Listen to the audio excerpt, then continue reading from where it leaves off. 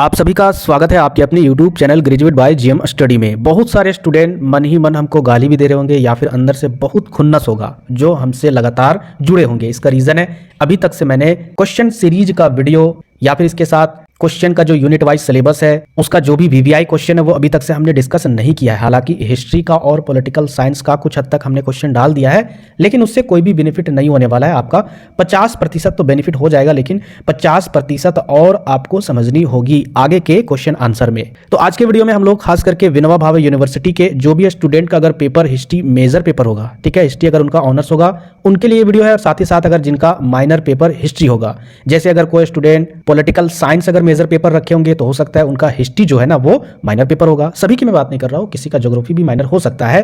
तो अगर जिनका भी हिस्ट्री माइनर पेपर होगा और हिस्ट्री मेजर पेपर होगा, ठीक है, दोनों कैटेगरी के स्टूडेंट के लिए वीडियो है। बहुत सारे स्टूडेंट तो यहां तक कि ये भी सोच लिए होंगे क्या 100% पेपर लीक हो चुका है, क्योंकि झारखंड में बहुत सारे कॉम्पिटिटिव एग्जाम का जो पेपर है वो लीक हो चुका है, लेकिन झारखंड ही नहीं बहुत सारे राज्य, और इसके बारे में हमसे बेहतर आप जरूर जानते होंगे। इसलिए आपको ये भी लगा होगा क्या यूनिवर्सिटी के पेपर को भी लीक किया जा रहा है का। पेपर लीक का मतलब है कि जितने क्वेश्चन यहाँ पर देने वाला हो हिस्ट्री मेजर पेपर के अकॉर्डिंग या फिर हिस्ट्री माइनर पेपर के अकॉर्डिंग, वो सारे यूनिट वाइज रहेंगे। मैं आपको अभी एक्सप्लेन करूंगा, और जो भी इंपॉर्टेंट क्वेश्चन है जिस टॉपिक से, उसी इंपॉर्टेंट क्वेश्चन पर डिस्कस करेंगे और उसी के अंडर से ही क्वेश्चन आने वाले हैं। इससे बाहर अगर एक भी क्वेश्चन जाता है ना, तब हमें आप बताइएगा कि हाँ क्वेश्चन गया। देखिए याद रखिएगा 15 नंबर में ये सारे टॉपिक है, जितने भी क्वेश्चन मैं आपको बताने वाला हूँ या आपके एग्जाम में 15 नंबर में क्वेश्चन पूछने वाले हैं।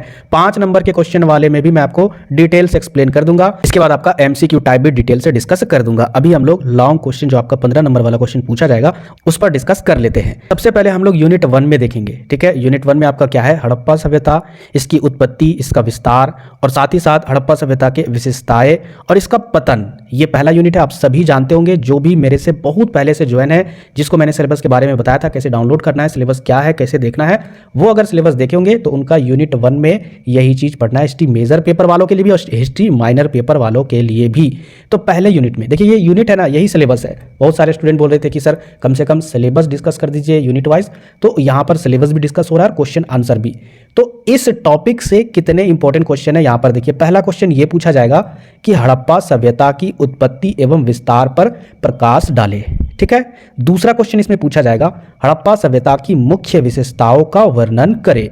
तीसरा टॉपिक पूछा जाएगा हड़प्पा सभ्यता के पतन की विवेचना करे। इसके बाद और इंपॉर्टेंट क्वेश्चन देखिए, मोहनजोदड़ो की नगर निर्माण विधि तथा वस्तु का वर्णन कीजिए। वहां की जो भी नगर निर्माण व्यवस्था है और साथ ही साथ वहां की जो वस्तुएं हैं उसके बारे में आपको डिटेल से वर्णन करना है। इसके अलावा यहाँ पर देखिए, अगर ये क्वेश्चन पूछा जाए कि सिंधु सभ्यता के नगर निर्माण योजना एवं भवन निर्माण कला का वर्णन करे, तो ये क्वेश्चन अगर पूछे या फिर ये क्वेश्चन पूछे, दोनों का आंसर सेम ही रहने वाला है, इसलिए मैंने यहाँ पर और लिखा है। समझ में आ गया होगा। इसके बाद यहाँ पर देखिए आगे क्वेश्चन क्या आपका, सिंधु सभ्यता की शासन व्यवस्था का वर्णन करे।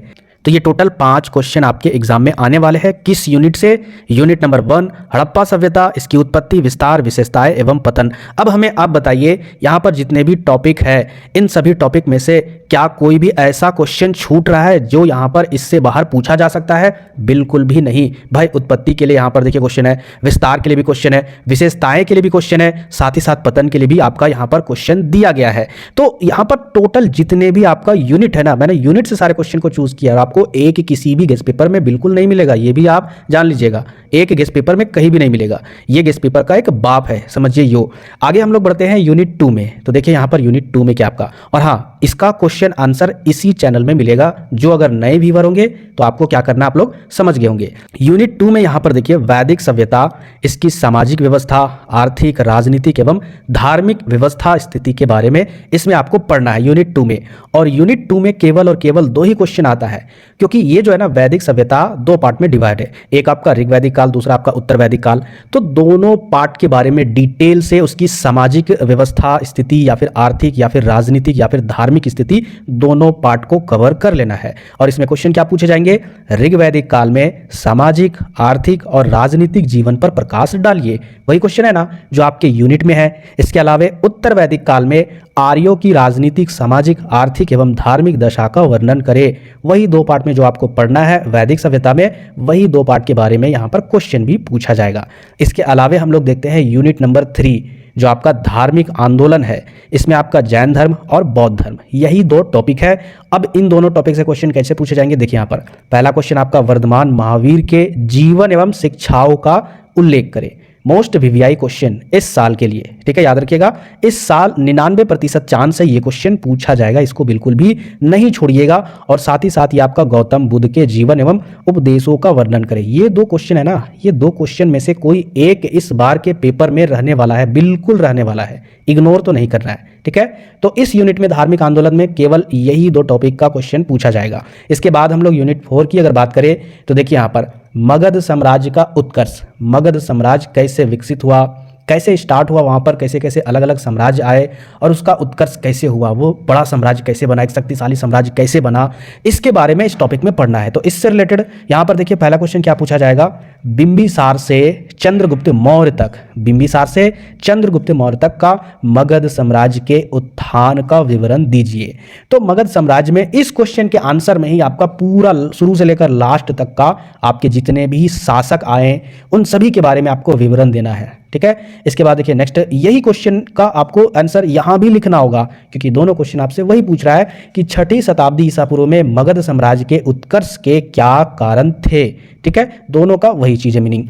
आगे यहां पर देखते अब यूनिट 5 में, तो ये क्वेश्चन हो चुका है, ठीक है। ये यूनिट का क्वेश्चन और किस तरीके से पूछा जाएगा, तो किसी भी तरीके से नहीं पूछा जाएगा। जितने भी यूनिट का क्वेश्चन मैं यहां पर सेट किया हूं ना, चारों तरफ से मिलाकर सेट किया हूं ताकि कहीं से भी क्वेश्चन छूटे नहीं। आगे देखिए यूनिट 5, इसमें आपका मौर्य साम्राज्य आता है और मौर्य साम्राज्य में ध्यान से देखिएगा सबसे पहला जो टॉपिक है चंद्रगुप्त मौर्य, इसके जीवन एवं उपलब्धि के बारे में आपको पढ़ना है। इसके बाद देखिए दूसरे नंबर पर अशोक का धम्म, तीसरे नंबर पर मौर्य प्रशासन, इसका स्वरूप के बारे में और आधार के बारे में आपको जानना होगा। साथ ही साथ मौर्य साम्राज्य का पतन कैसे हुआ, इन सभी टॉपिक के बारे में यूनिट 5 में आपको पढ़ना है। अब यहाँ पर देखिए ये सारे टॉपिक के क्वेश्चन किस तरीके से ऑल ओवर सारे कवर होते हैं, ध्यान से देखिएगा। पहला टॉपिक देखिए, पहला क्वेश्चन चंद्रगुप्त मौर्य की जीवन एवं उपलब्धियों का वर्णन करें, ये तो आपका कवर हो गया चंद्रगुप्त मौर्य। अब यहां पर देखते हैं अगला क्वेश्चन, दूसरा क्वेश्चन क्या आपका, अशोक के धम्म से आप क्या समझते हैं, इसके प्रचार के लिए क्या किया जाए। देखिए जहां भी आपसे ये क्वेश्चन पूछा जाए ना, धम्म, अशोक के धम्म के बारे में बताइए, उसकी अवधारणा के बारे में बताइए, अशोक के धम्म की अवधारणा के बारे में बताइए,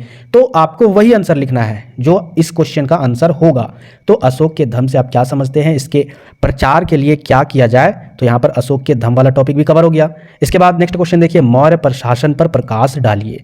इसके बाद मौर्य प्रशासन, उसकी प्रशासन व्यवस्था मौर्य काल में किस तरीके से थी, उसका स्वरूप क्या था, आधार क्या था, ठीक है, उसके बारे में आपको यहाँ पर लिखना होगा। तो ये भी आपका कवर हो गया। इसके अलावा मौर्य साम्राज्य के पतन के, यानी मौर्य साम्राज्य कैसे खत्म हुआ, इसके कारणों की समीक्षा करना है। तो लास्ट वाला यही ना टॉपिक है कि मौर्य साम्राज्य का पतन। तो ऑल ओवर सारे यूनिट का सारे इंपॉर्टेंट क्वेश्चन कवर हो रहा है। तो आपका हिस्ट्री मेजर पेपर का और साथ ही साथ जिनका हिस्ट्री माइनर पेपर होगा, दोनों का इतना ही क्वेश्चन कवर करना है। 14 से 15 क्वेश्चन है, इससे ज़्यादा आपको कवर नहीं करना है। लेकिन याद रखिएगा सही तरीके से कवर कीजिएगा, सही तरीके से नोट्स क्रिएट कीजिएगा और वीडियो भी आएगी, इसके लिए आपको चिंता बिल्कुल भी नहीं करना है। सबसे सटीक, सबसे हटके, सबसे सिंपल भाषा में वीडियो आएगी। वीडियो में ही मैं आपको बता दूंगा कैसे नोट्स बनाना है, कैसे आपको एग्जाम में लिखना है और क्या लिखना है और कैसे आपको ज़्यादा पन्ना लिखना है, वो भी मैं आपको वीडियो में बता दूंगा। तो नए व्यूअर चैनल को सब्सक्राइब कीजिएगा। अगर आपको इसी तरीके से और भी सब्जेक्ट के क्वेश्चन चाहिए, मोस्ट वीवीआई इंपॉर्टेंट क्वेश्चन, तो आप लोग कमेंट में भी अपने सब्जेक्ट को जरूर टाइप कीजिएगा। मिलते फिर नेक्स्ट वीडियो में।